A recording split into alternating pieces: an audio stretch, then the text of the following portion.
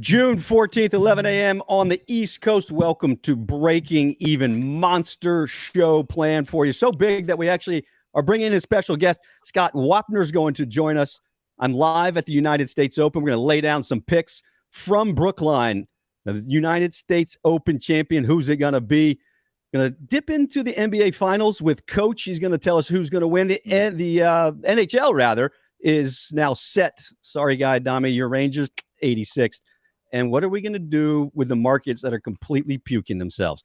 We're going to get some guidance as well. So here we go, Breaking Even.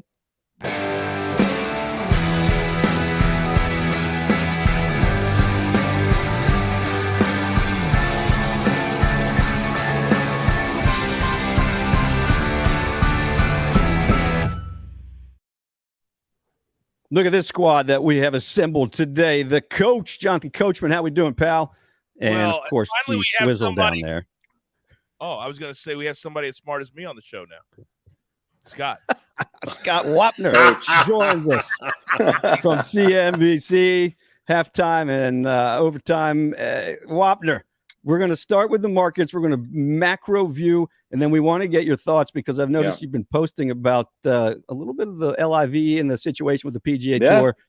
But first, Coach, we have to give an obligatory tip of the cap to Guy Adami, who for, I don't know, 6-8 months, maybe longer, has been saying 37.50 on the S&P. And where did it close yesterday, Guy Adami? 37.49 and change, as they say, Ned. And Scott, you've known Guy for a long time. Guy's good. The IQ goes up immeasurably. I can't spell that, but I think I know what it means. You can barely say it. Scott, what's your take on all the action right now? It's hard to watch, to be honest with you. Man, I'm waiting for the market to stabilize, and hopefully it's going to in the next couple of days. You know, we'll get the Fed meeting out of the way.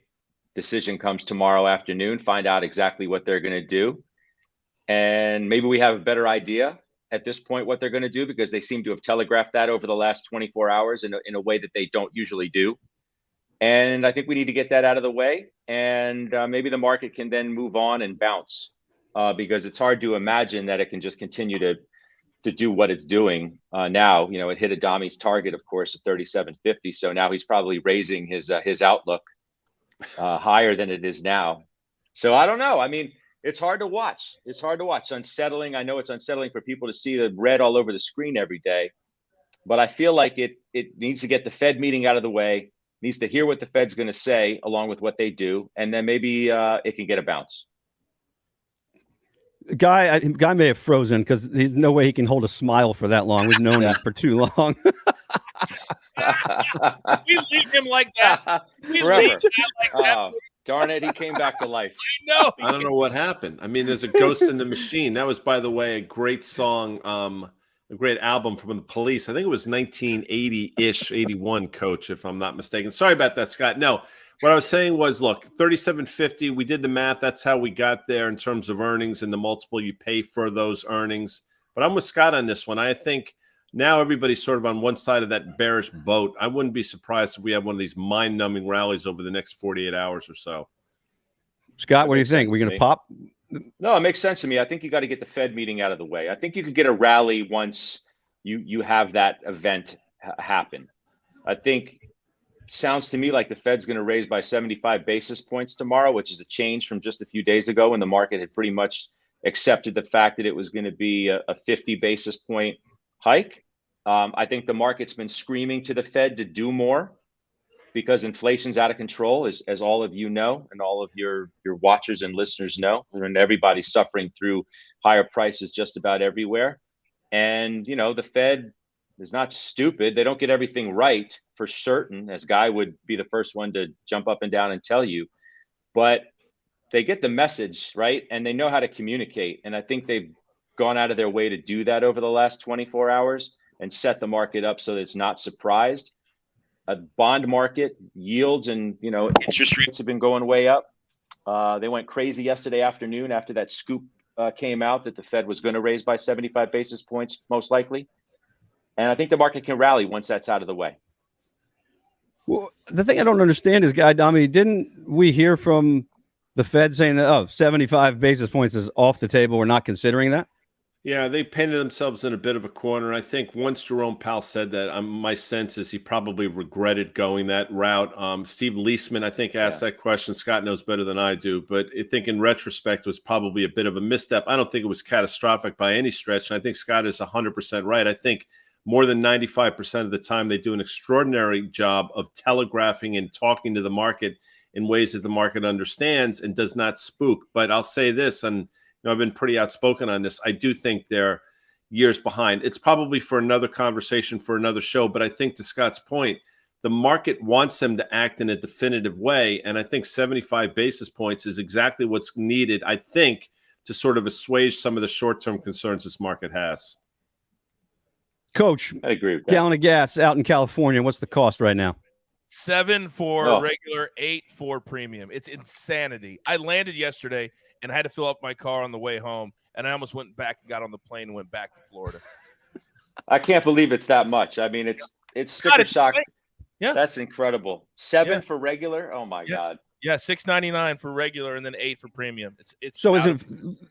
The reason I was asking that question is because, again, is inflation going away anytime soon? And I know we're trying to get the inflation, we're trying to get the demand destruction just right. We're trying to land this plane as a softly guy, Dami. But Scott Wapner, how do we do it? It's got to be more than just the Fed and hope and wait. No question. The Fed can't do anything about the coach's gas prices. No matter what they do tomorrow, gas prices aren't going down anytime soon.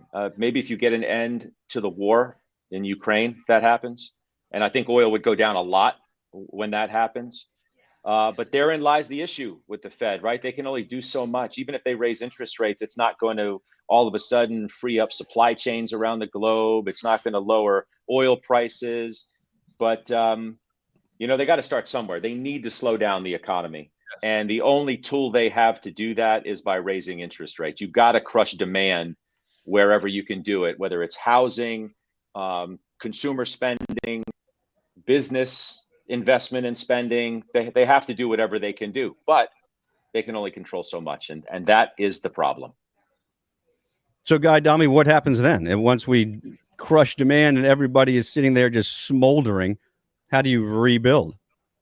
To Scott's point, it takes a lot of time to get, you got to flush a lot of liquidity out of the system. And, we're just at the beginning of this, and there are obviously knock-on effects, and there are ramifications for, obviously, in my opinion, 13 years of largesse, and we can debate whether or not it was justified or not. It doesn't really matter. The reality is you're talking about a Fed balance sheet that ballooned to north of $9 trillion, and now they're going to try to somewhat unwind that, and they're going to try to take liquidity out of the system. But to Scott's point, it doesn't happen overnight, and I think there are going to be some growing pains associated with it in terms of this economy, in terms of what people have to endure.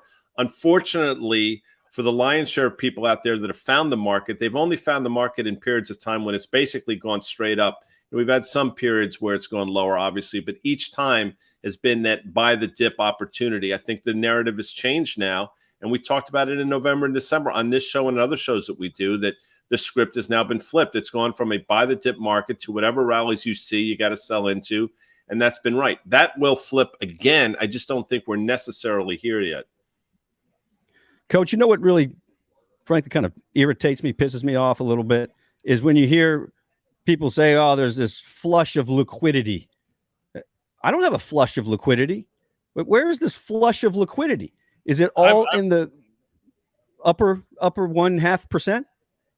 I have flushed liquidity before, but I've never been flushed liquidity before.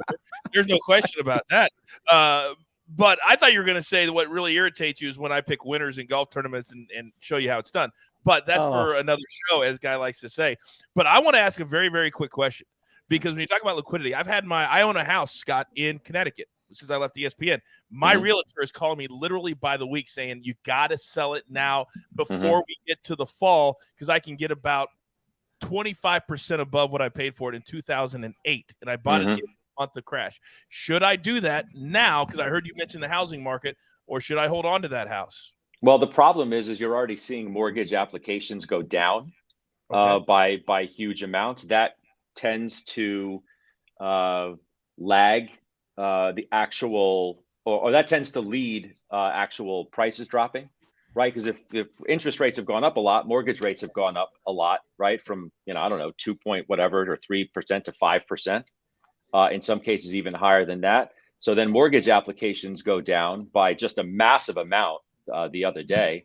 Wow. And that leads a drop in prices, right? If fewer people are trying to get mortgages, you're sitting on your house that you have for sale for whatever price you have it for longer. So you're inclined to cut the price, which is going to happen. I mean, it's inevitable, and it's already happening. You can see it around the country that housing prices are going to come down because people are going to be fearful that they're not going to be able to sell their house if demand dries up because mortgage rates have gone up so much.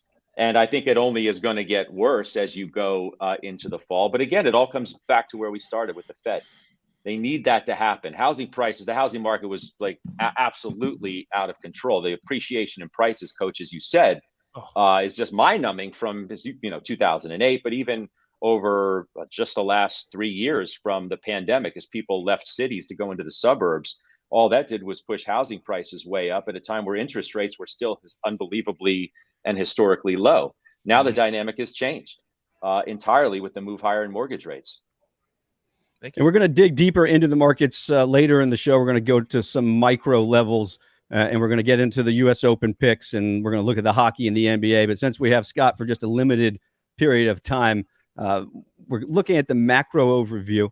I wanted to ask you one question, Scott, and then I've been noticing on your Twitter, you're a golfer, and you've been paying attention to what's happening. And Coach and I have some interesting thoughts, I think, on we have to tread lightly because of who we are employed by.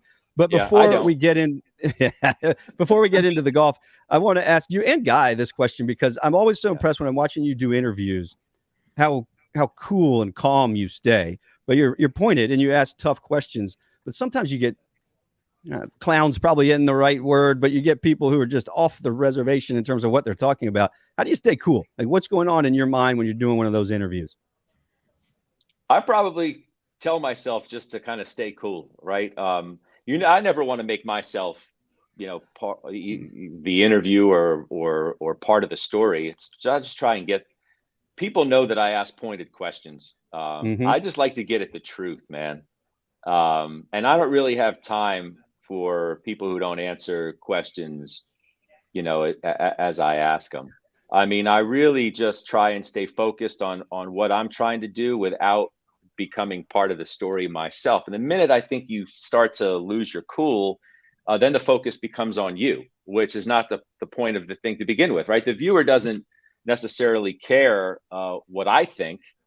They want to hear from the guest. We're fortunate enough to have some pretty good guests come on our programs, and the viewer wants to hear from them. And you know what? I want to hear from them.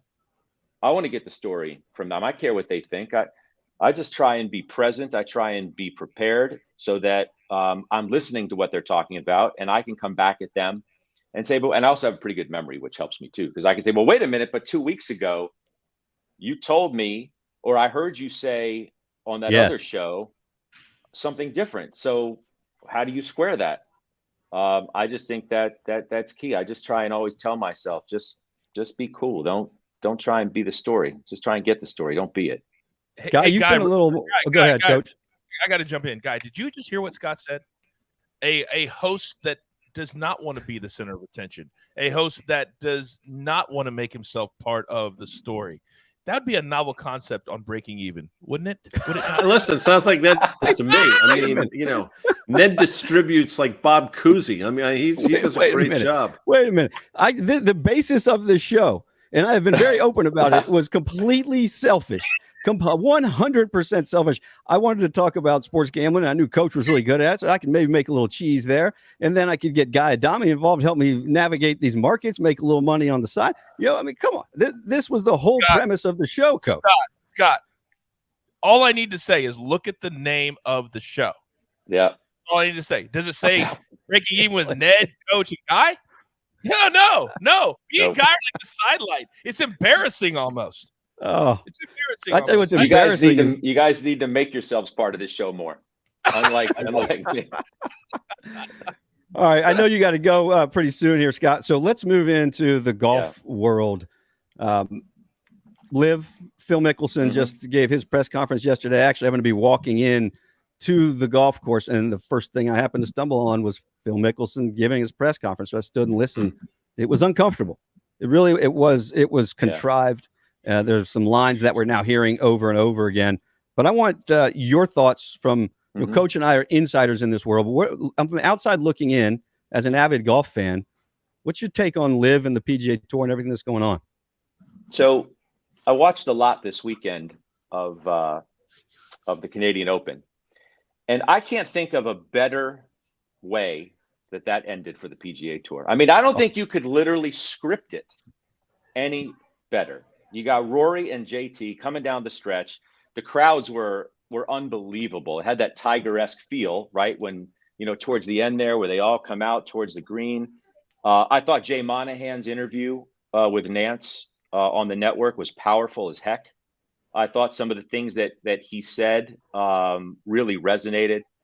The one line that jumped out to me most from him was, "We've never, have you ever had to apologize for being a member of the PGA Tour?" Right. When he was asked about the 9/11 families and their criticism of the players who went. I have to tell you, I'm somewhat surprised at the number of players who left the tour.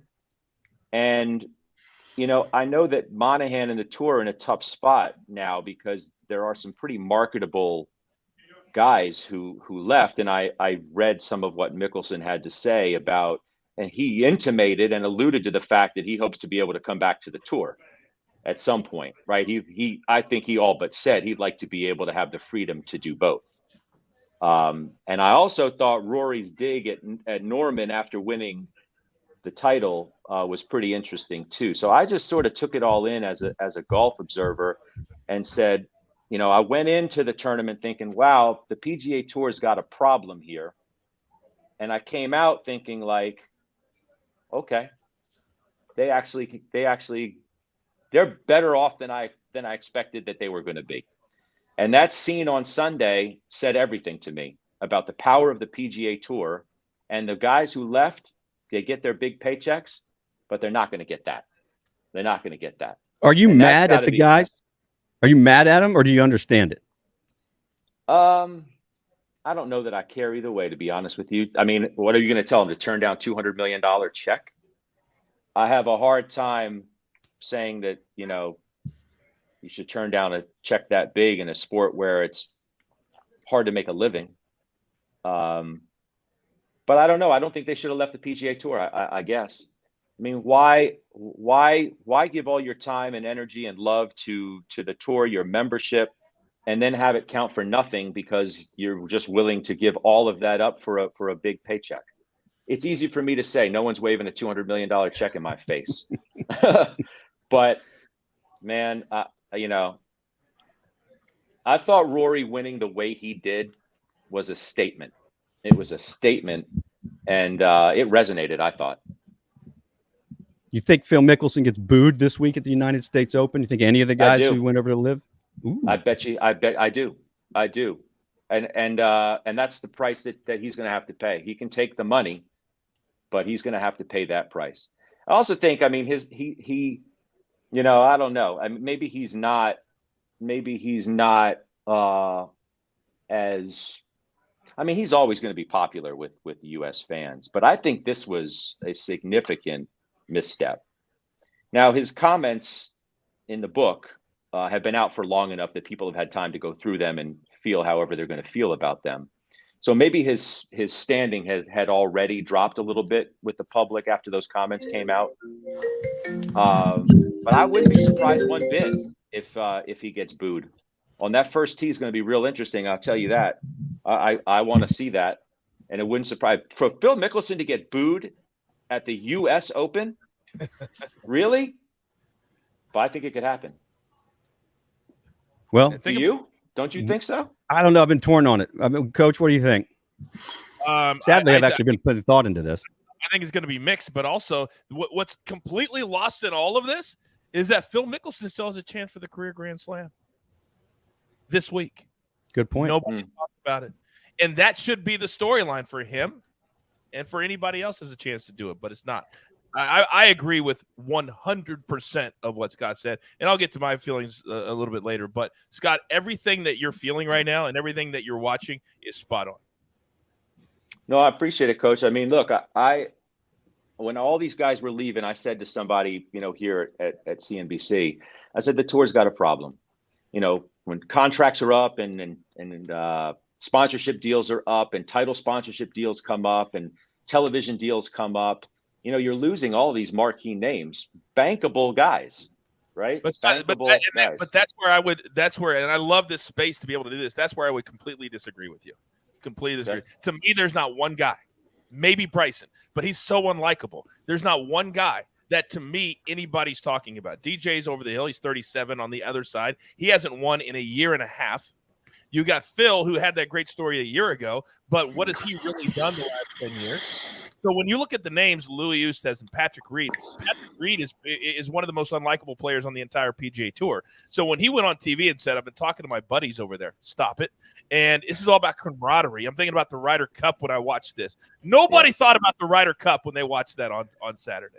So to me, they got the guys that they needed to get. Nobody cares. That's true, but the number of majors that those guys have is not insignificant. I mean, they're still household names among the golf faithful, right? Who may not be inclined to sit there on a Sunday afternoon and watch somebody with a name they've never heard of before. But if DeChambeau and Dustin Johnson are on the back nine fighting it out at a tournament, people will probably watch. So I thought initially they lost a lot of names. They might be in trouble. But the way that thing ended, it was like it was scripted. I just could not believe. I just thought it was so powerful. I was moved by Monahan's press conference. I thought that the conversation that he and Nance had was powerful. Yes. I thought he answered the questions as matter-of-factly and honest as he possibly could in that moment. And then Rory put the icing on the whole thing by the way he finished it, and the crowd was insane.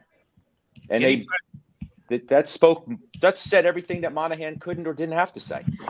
He was as angry as I've ever seen him, and I thought rightfully so. There's a part of this that makes me angry because I love this so much. It's why I left ESPN, was to go to the PGA Tour. I love this so much. And when you don't wake up with a purpose, and that's kind of what Jay Monahan was saying, is that you can take all the money that you want. And that's what Rory was saying too, Scott, was you can take all this money, but when you wake up in the morning, what is your motivation to get out of bed and go to work? We all have incredible jobs. We're all very, very lucky to be able to sit here and talk about this at a very, very high level. But if we didn't have this, what would we be? Who would we be? And as a professional golfer, and you talk about, I'll single Phil out. Phil at CBS, I work for CBS. He could have been long-term a $10 to $20 million a year guy. You throw in the $30 million in endorsements. Now he's making $40 to $50 million for the rest of his life. So when they say $200 million, he could have made that in 4 years and stayed here and been beloved and been everything that he wanted to be. That's fair. On that note, Scott, I know you need to get going. You've got your own work to do. Thanks for spending some time with us on Breaking Even. Thanks for being a golf fan, and thanks for following along with us. Yeah, no, guys, it's my pleasure. Thanks so much for having me. I'm sorry I got to run. I'm having so much fun. Maybe I can get Guy. You want to just do the halftime show and you leave? I'll stay. Thanks for being a Ranger fan too. One of these days, one of these days, I should jump on the halftime report just for shits and giggles. Surprise some people. Yeah, Scott. By the way, I would love for Guy to leave and you to stay. We would love that. I mean, Coach is throwing everybody under the bus. What in the world is happening? Damn, Coach, you went on the wrong side of the bed. You're mad about $10 gas? Guy's mad that I was happy that his Rangers lost. I couldn't help it. Listen, that's fandom, man. I respect that. I mean, I would expect nothing less. But you and I both know it was a magical run that unfortunately ended one series too soon. But that's what happens in sports. You guys, you should be happy. You guys are ahead of schedule. I'll say that. You're ahead of schedule. You'll be good for a long time. Scott, you got to go keep your schedule, man. You've been great for a long time, and you will continue to be great for a long time, Joe. Guys, thanks for having me. See you, Scott. Be good. Thanks, man. Thanks for coming on. Interesting to get his thoughts not only on the markets but on golf as well. And again, there's a button somewhere that you can hit, and if you have any questions, you can get involved with us. You subscribe and like us. And again, apologies for the schizophrenic show rundown, but when you get Scott Wapner to come on, I think Danny Moses is going to join us. So we're just no way. We're going to go everywhere, okay? But where I want to go right now, oh, look at him. He's already got his name of who he's going to pick. Come on. Let's go straight to the golf because, again, tip of the cap, guy Adami hit 37.50 on the button just about. Check out the picks from the Canadian Open last week from our man, the coach. Oh, wow. Oh. So Danny Moses, I'm so glad you popped on at this particular moment because you're so great. Last week I hit the winner. Yep. JT, top 5, cash it. Sam Burns, top 10, cash it. I'm trying to figure. Oh, and I forgot, Danny. I hit my best bet as well. McIlroy over Cam Smith. Just so many green check marks. But Danny, your thoughts on me sweeping the board?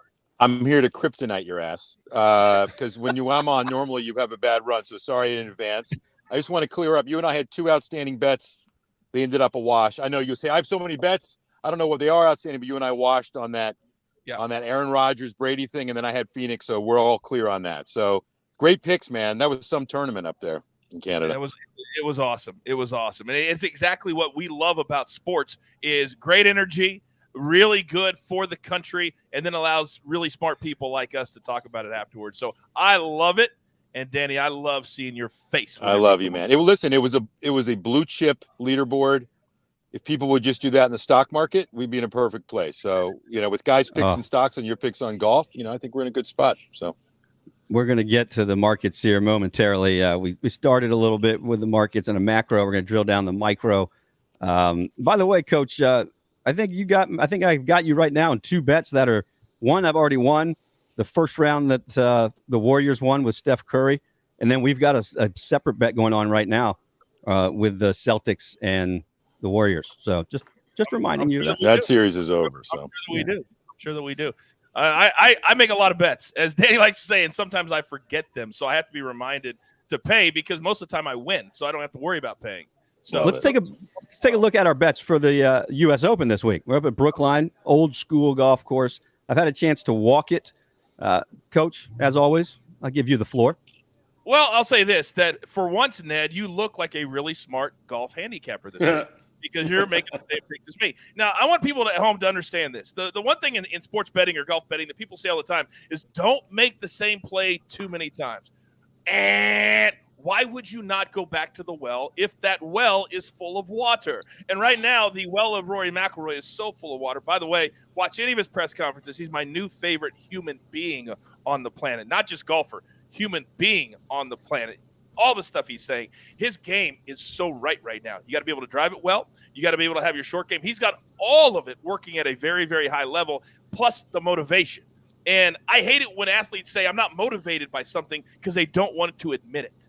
They're motivated by LIV Golf. They're motivated by the things that Greg Norman says and Phil says and Bryson says, and they acknowledge it, and I love it. JT the same way. So give me those 2 dudes. They're going to walk in this week, and one's going to win, and one's going to finish right there. I think we're going to see the same scene that we saw a week ago this week, and then you throw in Jordan Spieth, and I think we're going to have an incredible American finish this week at the U.S. Open.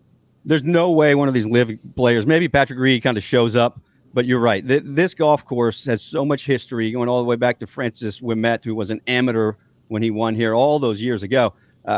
Coach, couldn't agree with you more. And the guys who, like McIlroy, like Thomas, who have been outspoken against LIV, have a massive chip on their shoulder and something to prove that the PGA Tour has the best players and is the best platform for competition. So I agree with you. I walked the golf course yesterday. 3 elements if you're looking for a player who you think has a chance of winning.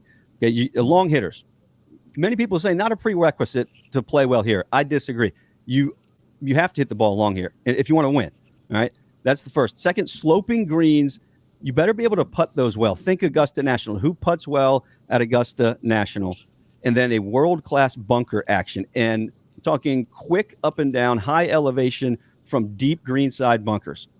You find somebody who does all 3 of those well, and that may be your winner. Cameron Smith, I just don't think he's hitting it straight enough right now. I watched him. I called a lot of his golf last week. He's blocking a lot of stuff right. Unless he fixes it today or tomorrow, I would expect maybe a top 25 at best out of him. Ned, Coach? let me jump in real quick because Rory did say, and we saw this a couple of years ago when Bryson won the U.S. Open, and this is very, very important from a betting perspective. He said the rough is playable, and that's something that's not always the case at a U.S. Open. So if you hear that a Rory says the rough is playable, it usually means it's playable as far up as possible. So what Ned said, absolutely correct. Long hitters and the ones that get it there, because Bryson did it a couple of years ago. He hit it so far that the grass up there wasn't as deep. And it looks like they're doing the same thing again this year. So be careful at looking at guys that aren't driving it as well. If they're long, they could cover that up. I walked a hole with Rory and Rom yesterday and asked Rory about the rough this week compared to last week. And he said that the rough this week isn't as deep as it was the past 2 weeks. So he's been in it. He knows what it's like, and now he's been able to manage. So I like McIlroy. I think he's got something to prove. And by the way, he has won before the week before and then gone on to win a major. He did it when he won at Valhalla. Remember, he won that World Golf Championship. All right, so those are the picks. And keep an eye out. I'm going to post some more picks as I see all the guys and what they're working on. I like to go stand on the range on Tuesday, so I'll be out there all afternoon, kind of eyeballing guys, see if there are any maybe little injuries or if they're working hard with their coach. That's a big red X. And then you go to the range at a major at noon on Wednesday, and pretty much anybody who's on the range after 1 o'clock, you count them out. So I'll post all that as we go along. Their game is crap. So real quick, because I know we got to get to Danny because his time is very, very, very valuable. But Ned, since Danny is here, and I just heard his mouth say, "Oh, the series is over." Not so fast, my friend. As I look into the coach's crystal ball, and in my immediate future, Danny Moses. And sometimes the juice is worth the squeeze. So I'm going to take the Celtics on the money line, game 6, minus 170. Very juicy. All they got to do is win this series prior to it starting. I said it on every interview, except here on Breaking Even, that it was going to be a 7-game series. And I believe that to be true. So, Danny Moses, the series might be over, but the bets certainly are not. That is my crystal ball. Danny Moses, what say you? I look forward to all the golfers after their opening round on Thursday. Maybe Ned has floor seats. Maybe they're going to be there. So they're going to. All those golfers are going to be at that game. So I think it's over. And they broke the string of losing 2 in a row that now happened. Klay Thompson getting hot. You telling me Steph Curry had that game last night and he's not going to come back strong, and they still won that game? They reacted. That was the first time that Golden State reacted to a punch in the face. The third quarter. Boston clawed back. I think it's over.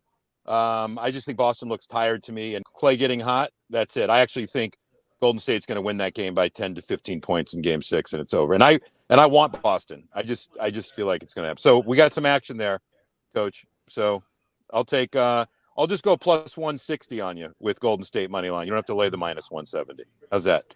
Okay, I'll pay 160, and you just pay the 100 when you lose. So, all right, we have an official showdown on game 6. So, perfect. Good. Money line. Win or lose, baby. Can you guys help me out with the stat? I'm sure you know. Xander Schauffele has played in 5 U.S. Opens, correct? Okay. Yep. Has Keep he going. ever finished worse than 7th? No, he's finished inside the top 10, I believe, every single U.S. Open in which he's played, including the first one in which he qualified for. How you guys don't have Xander anywhere on that board, unless I missed it. Maybe I missed it. He always tell me why. Because I bet Xander multiple times, or I picked Xander rather multiple times, and I told Coach last time because I picked him for the PGA Championship, and I told him I'm not picking him again until he wins a regular PGA Tour event because he just has not proven that he can get over the hump. Like Tony Finau. But you think they should win more than they do. Right? I don't know, man. That gives me even more confidence. And I defer to you. You have 1,000 times the knowledge than I do, but I feel like he's just kind of waiting in the wings. And when you least expect him is when he always. I mean, he did win the team match, correct, down in New Orleans. Did he not? He did.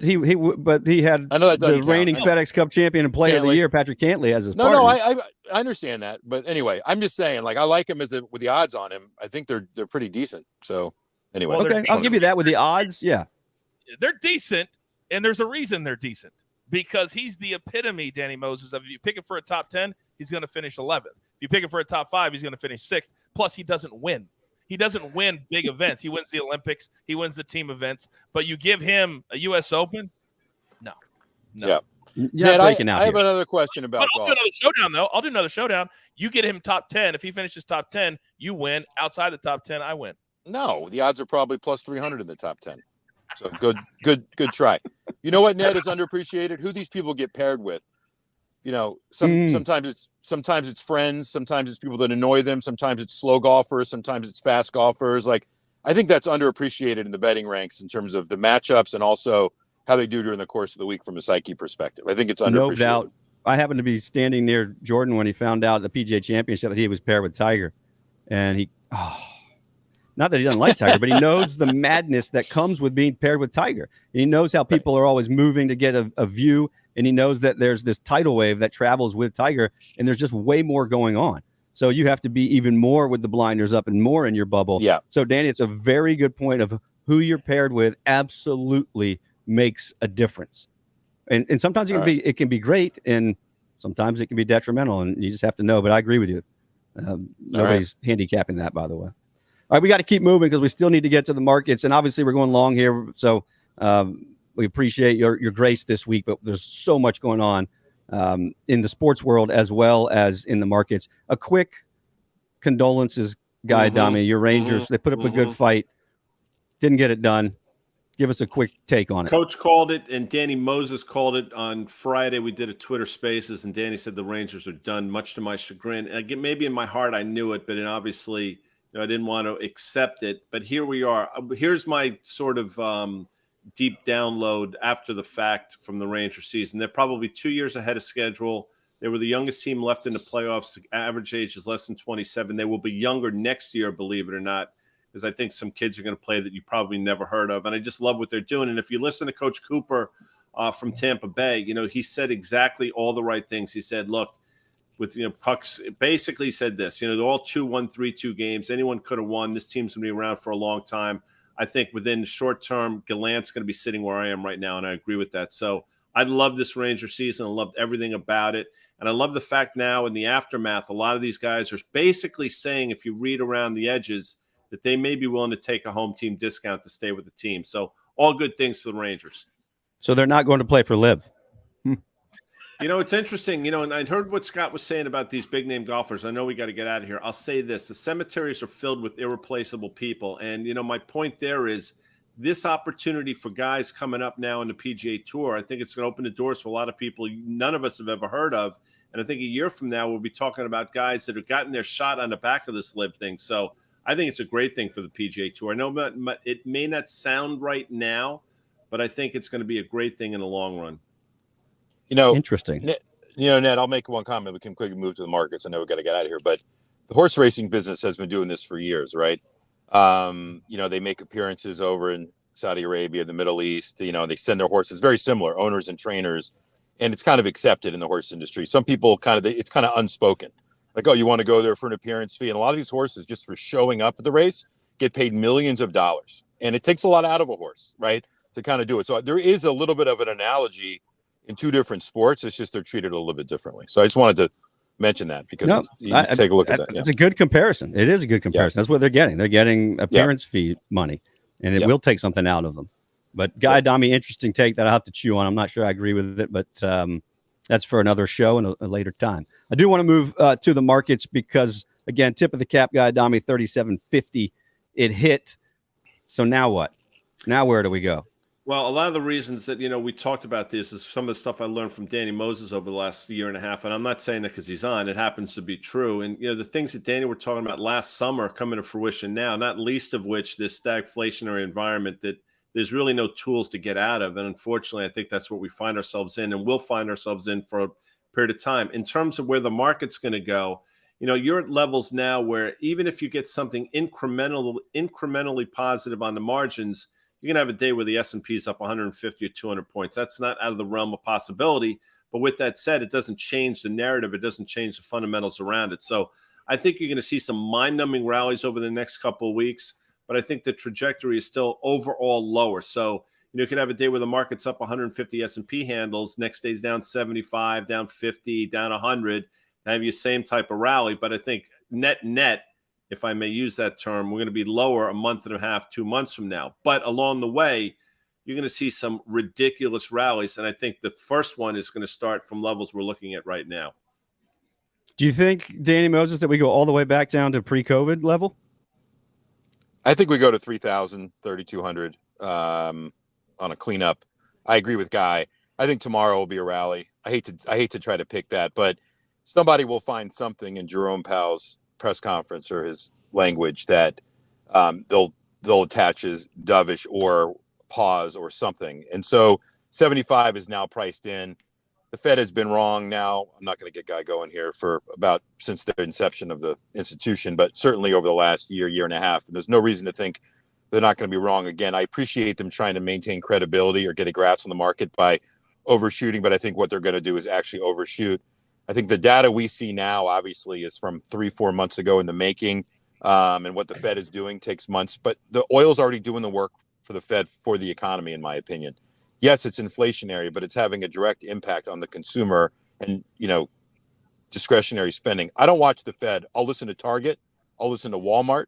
I'll listen to the retailers for what's going on. And that is food and energy taking all of the discretionary income out of the majority of people. So the White House is not focused on the stock market.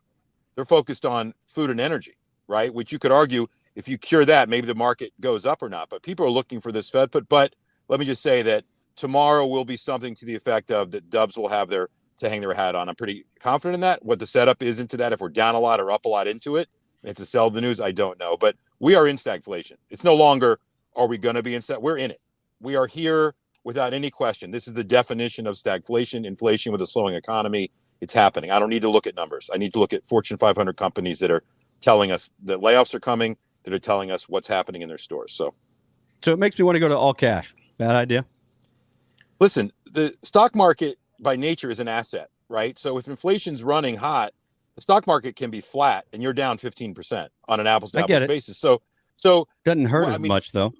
No, I understand. You feel like you're saving cash to invest at a lower level. Right. I still I've been saying the dogs of the Dow, like the highest dividend paying companies. Some of them happen to be energy, by the way. They've been massive outperformers, and it's not just because they pay a dividend. It means their balance sheets are healthy. The biggest risk you can have now is a lot of debt that's going to refinance in 2 to 3 years. These people are in the corporate debt market has completely imploded. Maybe it's too strong a word, but spreads have widened to the point where you have zombie companies, right, that never even should have made it through. They were about to go out of business pre-COVID. Let's not forget, when the Fed came in with that last QE4 and started buying HYG and LQD and all this shit, the economy was not in a great place. I think we kind of forget. We have, revisionist history here, but we were slowing. If you remember the iteration of the Fed trying to raise rates right before that and it was slowing. So that to me facilitated this part of the bubble. Those companies are all going bankrupt.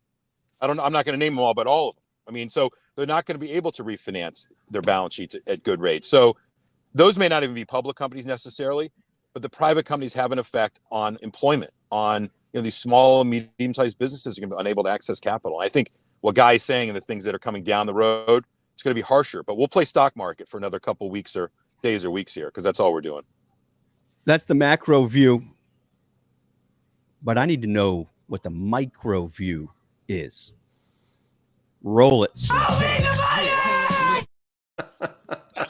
Come on. Here we go. A little rapid fire. I'm getting my ass kicked in AMRK gold. Guy, Adami, what do? I'm down 20%ish. I'm sorry about that. Listen, I'm sorry about that. I think Danny will say the same thing. I'm gonna stick to my guns and say gold's going to have its day. And I think the day it's going to have is when the Fed basically realizes they can no longer be as hawkish as they are, and they give up the ghost. So I'm hard pressed to throw in the towel here in gold, which by definition makes me hard pressed to throw in the towel with this stock A-mark, to your point. And I'm sorry about that because I think it was one of the people who was advocating. But I think you just got to stay the course. First of all, AMRK was mine because it was Porter and Vinny, and it's a gold dealer, as we know, and it's like a 3x gold if you think about it, because repercussions of people buying gold at 3 a.m. and the 1-800 line, et cetera. However, I'm a huge buyer of gold here, which means if gold makes its way back to 2000, that AMRK, I know it's split, it'll be back at $70 or $80 post split. I mean, so absolutely love the thing here. Do not sell it down here. Ride it. Big fan of gold here. And Guy's exactly right. If the Fed blinks, and when they blink, gold there won't be a sell in gold out there. It'll all be buys. So OIH, now that what are we Bitcoin's doing basically there? screwed. OIH, we we're hanging in there. I mean, I know Coach is nodding his head because we can't do a show without mentioning those three letters. But OIH traded down again, just to go back and look. That 245 held, bounced, made a new 52-week high. I think a week or so ago. We actually talked about it on this show. If you want to be tactical, take some money off the table because everybody's getting too lubed up. But once again, I will tell you that I think we you buy it again because the oil story's not over, and these names that comprise it are still cheap. So obviously, I think what happened, if you're asking me which you are, the reason why these names sold off as aggressively as they did is as the broader market sold off, people were looking for winners, and most of the winners resided in the energy space. And I think that's why you had an oversized move. But the tactical and fundamentals are still in place here for OIH. So you're thinking buy it right now? Yep. Yes. What do you think, Guy, Danny? real quick. So real quick, though. It's so funny, Guy, that you say that because the other night we were at dinner, me and Ned. True story. We were at dinner, and they asked him what he wanted to order. And he goes, I'll have an order of miso soup, 2 spicy tuna rolls, and 3 orders of OIH. And I was like, what are you doing? Could not get away from it. Could not get away. I can't quit you. Listen, I'll just comment on the guy's point. If you're a portfolio manager and you were slightly overweight energy because you finally had to kind of chase it, and the rest of the market got killed, your energy weighting is massively overweight. And so you got to take it down. Interesting. If the Fed, again, if the Fed comes out dovish at all, oil's at 140. If the Fed does anything, there's no CapEx being spent right now. And all our LNG is going over to Europe right now. We're going to be in a crisis in energy for a long time. That does not rectify itself. Can there be demand destruction? Yes. If oil goes down to 110, will the OAH probably be down double in terms of percentage? Probably. But look at these numbers. Look at these balance sheets. Look at these things are trading at historically low levels. So you're looking for safety of companies that are, I think will have, be able to pay you back over time in the form of buybacks, dividends, et cetera. It's still the big boys. And some of those, again, are in the dogs of the Dow. So I would definitely be buying on any weakness here on the OIH. Last one, and then we got to get out of here. Apple. What are we doing? Give me a number that we think Ned, maybe you've it's done going an to amazing job with Apple. I mean, you own Apple puts. I think now. Listen, I remember what I said to you. I think the stock was trading 144.5, 145. I said there's a good chance Apple trades up to 160. You sell it there. It didn't get that high. I think it got to 151 or 152 or so. But you understand what I was trying to say. The trajectory was still lower, and now we find ourselves at levels where you could start actually to dip your toe. There are a lot of people that think ultimately it gets down to 125 or so. I am one of those people, by the way, because I think that's going to be the last one to fall in a meaningful way. And I do think that at some point they will say there's been sort of a slowdown in demand, and that will be the last leg of this thing. But you've had it nailed, Ned, so you should be actually doing really well in Apple, and I'm sure Danny has some thoughts as well. Yeah, Apple I don't have a ton of thoughts on, but I do think it's a safe name. I do think they're going to miss the quarter, like we talked about when they came out with their buy now, pay later program. I think they're looking for other avenues of growth other than hardware. I think they're still held prisoner to the supply chain. And listen, high-end, if the consumer starts spending all that money on Apple products, right, it has a direct impact, I think, on their outlook. So I buy in on weakness, but I wouldn't certainly not chase it up higher here. So on that note, we got to roll. Thanks for your extra time today. Thanks to Scott Wapner, Coach. Always appreciate you. And just on a heater. Ned, so I'm if you don't Saturday, win this week, Ned. we know it's Danny. You're doing coming up Saturday, the Open? Yeah, I'll be there. I'll see you there. All right, bud. We'll see you there. Quick, Ed, real quick, very, very real quick, is that I'm so all in on this show that I want this to be worldwide, that in 4 weeks, write it down, I will be doing this show from Europe. So Danny just brought up Europe. He can talk about the worldwide markets. I'm going to live it. So Breaking Even will be live from Europe in 4 weeks. Nice. And I will say, I have to apologize to Guy Adami. Is typically my favorite part of the show. We're not going to have time for it because we've already gone way too long. So, Guy Adami, no, Coach says we got to do it. All right, do it because I can't. I got to see it. Just throw it quick. Do it.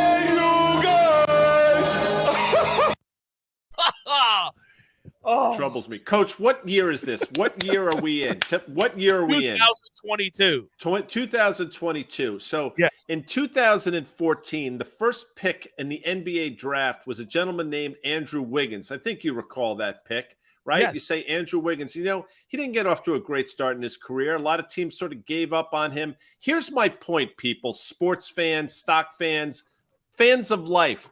We are in a society now where we give up on things like this. There's an immediacy. We have to win yesterday. You don't give people the opportunity to develop. And last night, we watched an Andrew Wiggins who grew up before our very eyes and became the player that justified that first-round draft pick in 2014. By the way, the second pick, I think, was Jabari Parker, who I don't know what he's doing right now, but he ain't playing in the NBA. Point being, you got to give people time to develop. Don't be so quick to throw in the towel, as they say in the boxing game. We are a society that wants instant gratification. And you know what, Coach? Sometimes that shit don't happen. Back to you. Hey, guy, we're letting Ned develop as a show host right before our very eyes, right?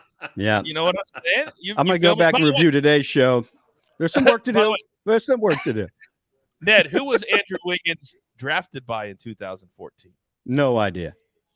Guy? Minnesota Timberwolves, I believe. People forget the Cleveland Cavs. Cavaliers. They drafted him and then traded him to Minnesota. Coach, see, dropping knowledge bombs left and right. And on that knowledge bomb, we'll see you next week on Breaking Even.